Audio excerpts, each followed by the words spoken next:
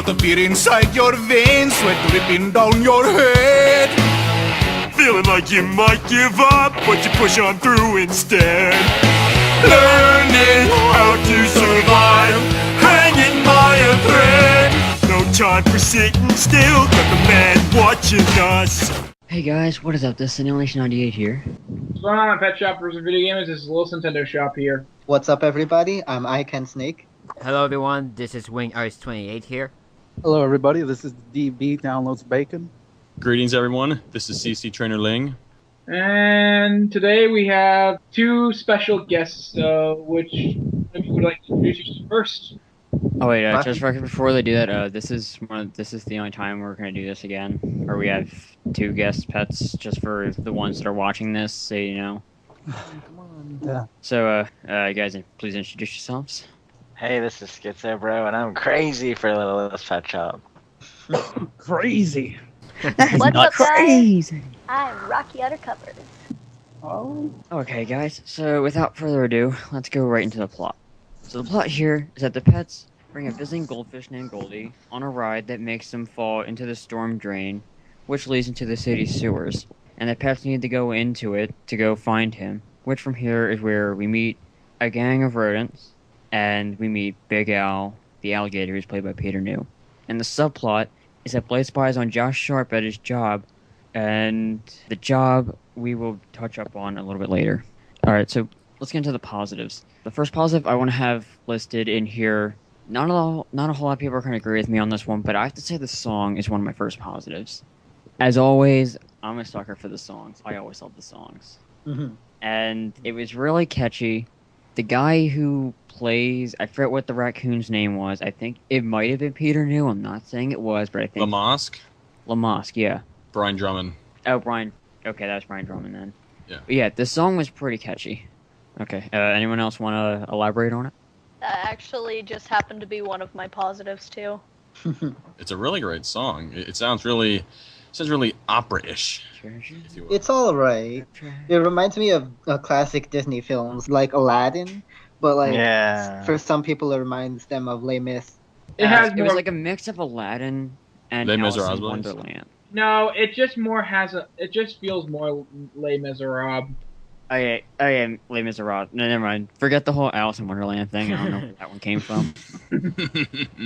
Wrong movie. Yeah, I thought it was alright. I mean, considering the fact that it kind of reminds me of a little bit of Master of the House, or just, I don't know, just some sort of, like, other song in the sewers, like, in like, I don't know, the third act of, Les Mis, the doggy dog thing, I don't know, but considering the fact that the character, like, Lamont, I think, is kind of like one of the Mr. T, I think that's what's, I forgot the name of one of the comical, like, characters in Les Mis, but, yeah, sort of like that.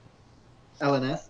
Essentially, he's probably just one of those sewer diving people that you see saying, "Oh, you see this as garbage? I see this as gold."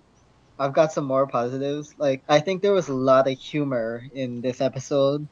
Like, at the beginning, we start off with Zoe introducing Minka to do the scooter thing, and her echoing is just like really funny. Yeah.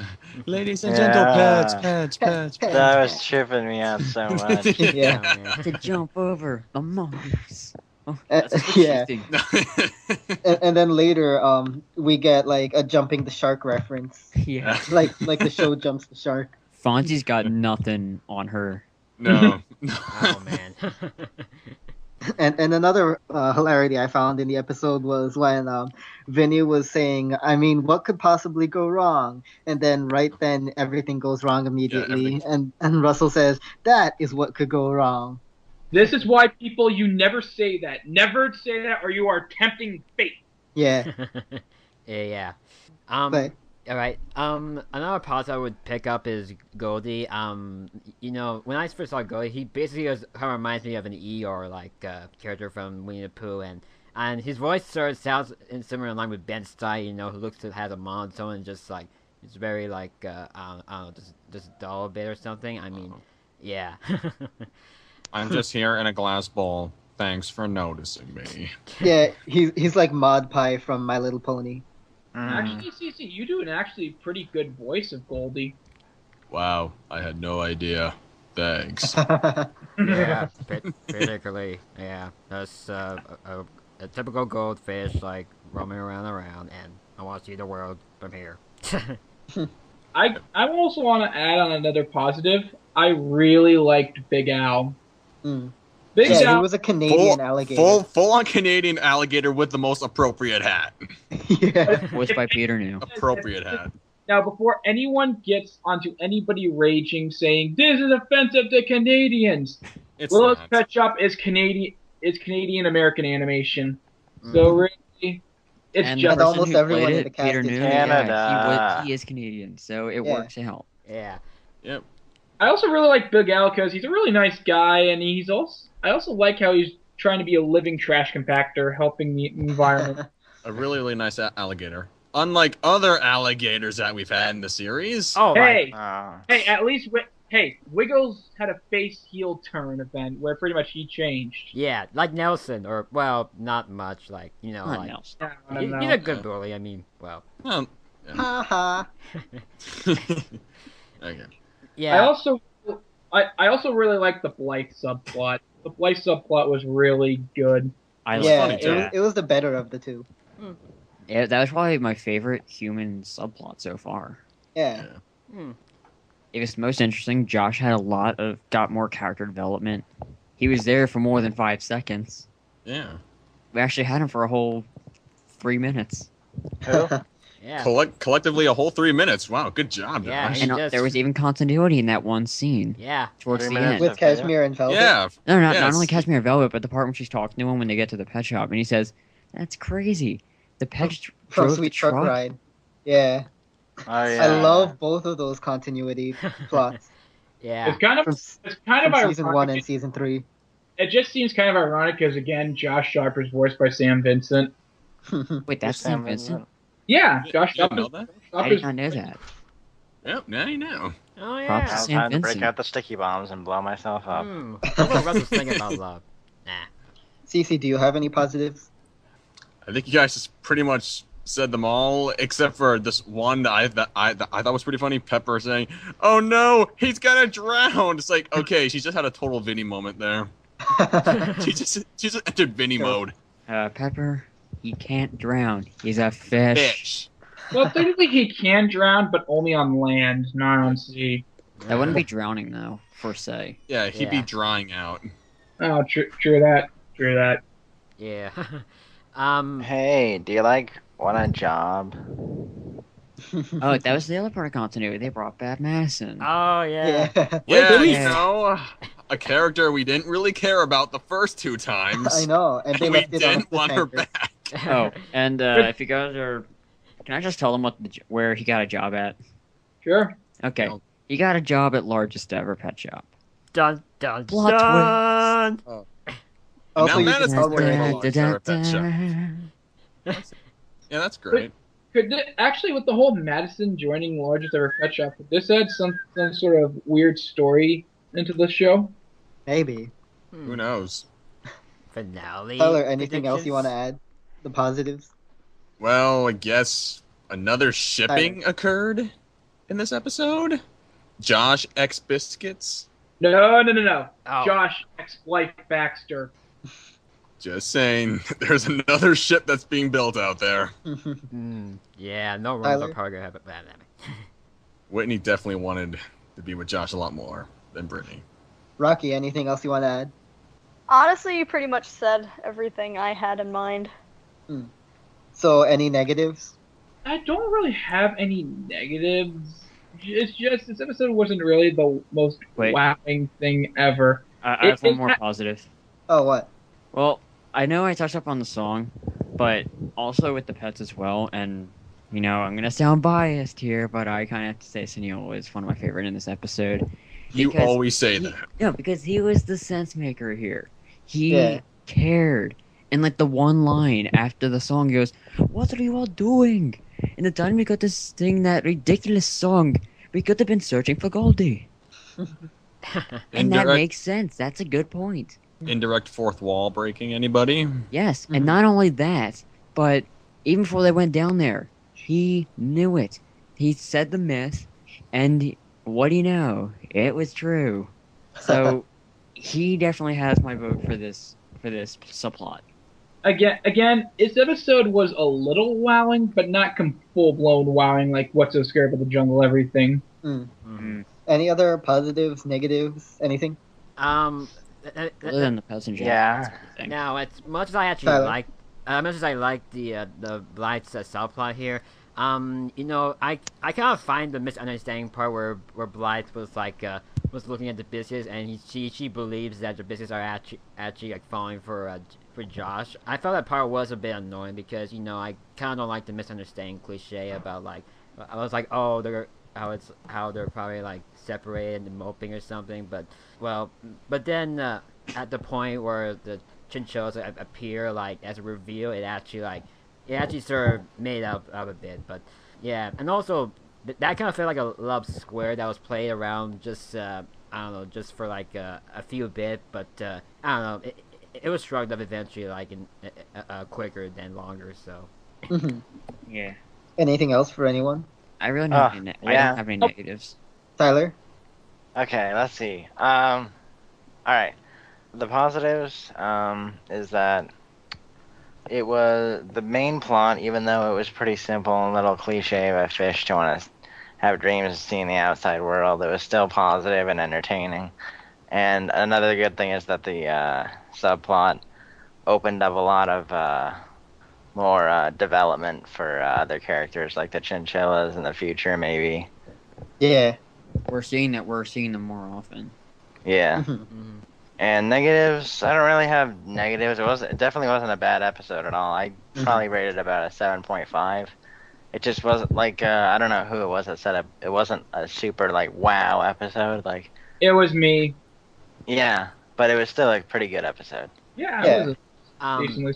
I kind of want to add another negative though. I'm sure there are some people who actually sort of criticize this part of the episode because of Blythe acting like a bit of a stalker to Josh when she's working there. So, I wouldn't say she probably was acting like a stalker, but it felt a little, but it didn't hinge pretty much. I mean, she was just trying to spy on why Josh is working at a luxury pet shop, but then the business just comes in to to interfere with that. So, yeah, and yeah. Yeah, I want to add to that.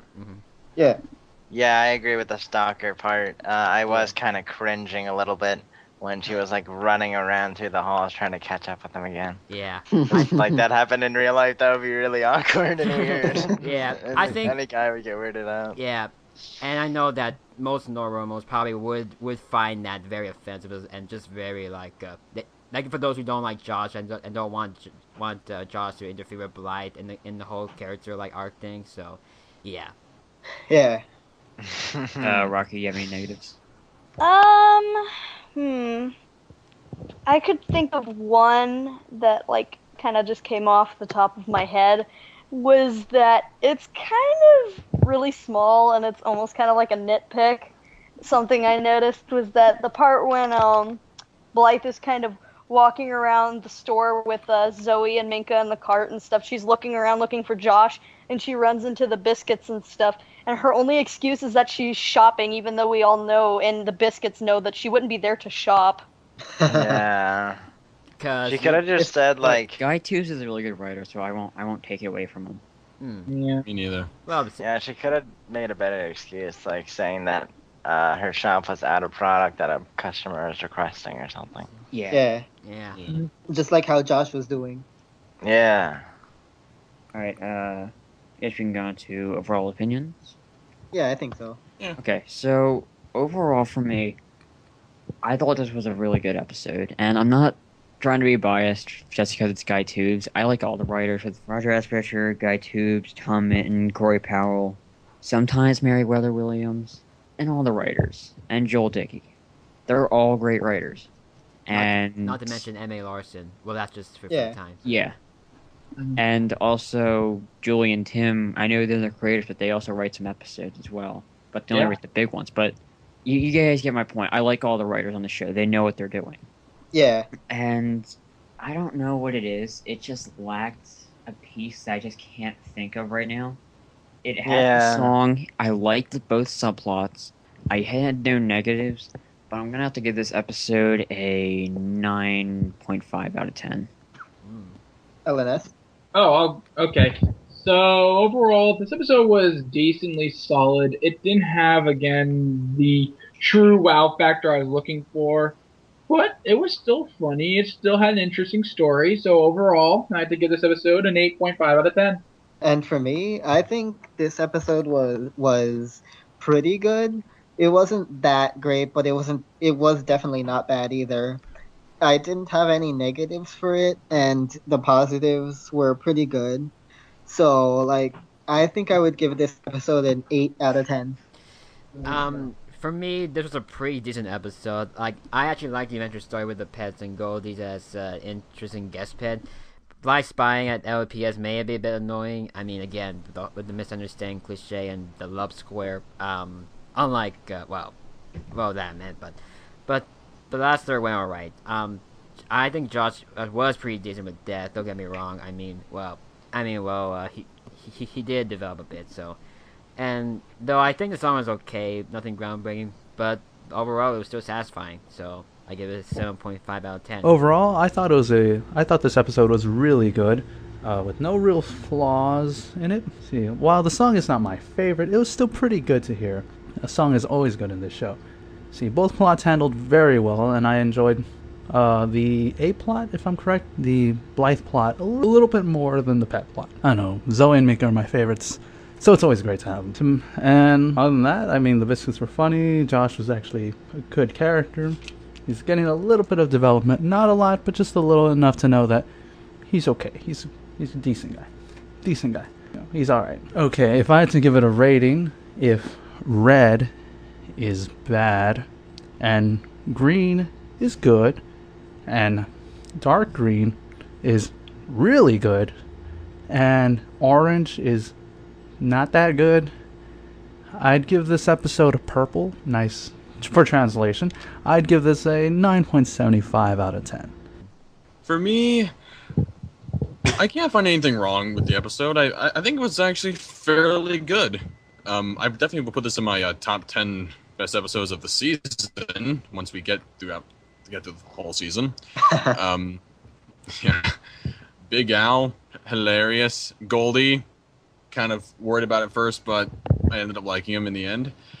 The whole development with Blythe and Josh, really, really great. Did not feel contrived in any way whatsoever, so I definitely enjoyed that. Overall, I'd have to give this episode an 8.9 out of 10. Rocky?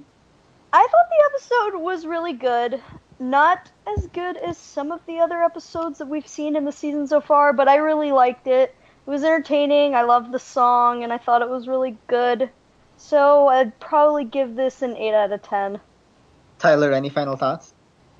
Yes, the plot was fairly simple, but it was very entertaining. Pretty good song, and definitely opens up some opportunity for future plots to look forward to and storylines. 7.5 out of 10 for me. Okay. Oh yeah, I did remember what it was. Oh wait. Yeah, I looked at it wrong. It's 9 out of 10. That's the second week I've done this. Oh my god. Yeah, it's 9 out of 10. We're bad. That's still a good rating, though. I mean, you know. Yeah. Okay. So, guys, this is Senil Nation 98.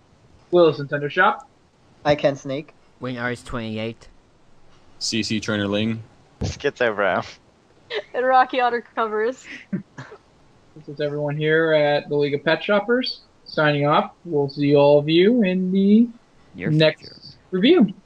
Alright, see you guys later. Take care. Peace out, home slices. Stay classy. This is the DB Downloads Bacon signing off. And if you don't like the DB, well, that's your opinion. I don't care.